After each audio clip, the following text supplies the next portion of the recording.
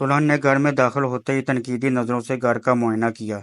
चेहरे पर किसी किस्म का तासुर नहीं था। घर क्या था, एक कच्ची चारदीवारी थी जिसमें कच्ची पक्की ईंटों को जोड़कर एक छोटा सा कमरा नुमा बना लिया गया। छत खजूर के पत्तों की थी जिससे छिन छिन कर रोशनी कमरे में आ रही थी। कमरे में कोई खिड़की नहीं थी। दीवार को काट कर कमरे का एक मदखल बना लिया गया था। कमरे के फर्श पर खजूर के पत्तों का एक गद्दा बचा हुआ था। घर हस्ती के नाम पर मिट्टी की एक हंडिया, एक आबखोरा और ताक पर एक लकड़ी का प्याला रखा था। दुल्हन खामोशी से बिस्तर पर बैठ गई। थोड़ी देर में दूल्हे मियाँ खुश्क रोटी के कुछ टुकड़े और सालन लाए और बीवी से कहा, आइए पहले खाना खा लें, फिर बातें होंगी। औरत पहली बार मुस्कुराई और दस्तरखान पर बैठ गई। दोनों इस तरह खाने लगे जैसे अनवाع अक़साम के खाने सामने परोसे गए हों। खाने के बाद दोनों ने अल्लाह का शुक्र अदा किया जिसने इन्हें भूखा नहीं रखा। दुल्हन कमरे से बाहर निकली और टहलने लगी। ताक पर रखे हुए प्याले को हाथ में लेकर गौर से देखा। इसकी समझ में नहीं आया कि प्याले में क्या है। आखिर शोहर से दरियाफ्त किया, इस प्याले में क्या है।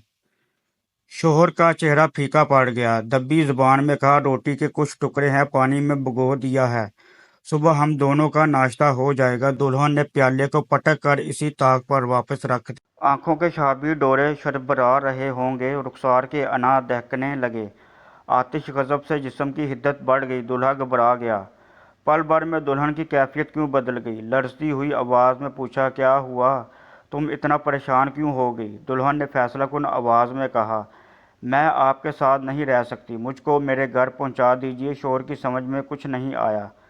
इसने मिन्नत समाजत करते हुए कहा, अभी तक तो आप खुश थी, अचानक आपको क्या हो गया। क्या मैं आपको पसंद ऐसी बात थी तो निकाह से पहले आपको बता देना चाहिए था। दुल्हन ने नरमी से कहा, ऐसी कोई बात नहीं, आप तो मुझे दिलो जान से पसंद हैं।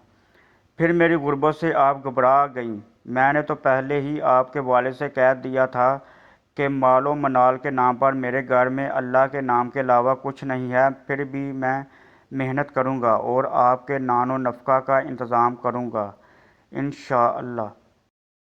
इसने जवाब दिया, आप पता नहीं क्या क्या कह जा रहे हैं।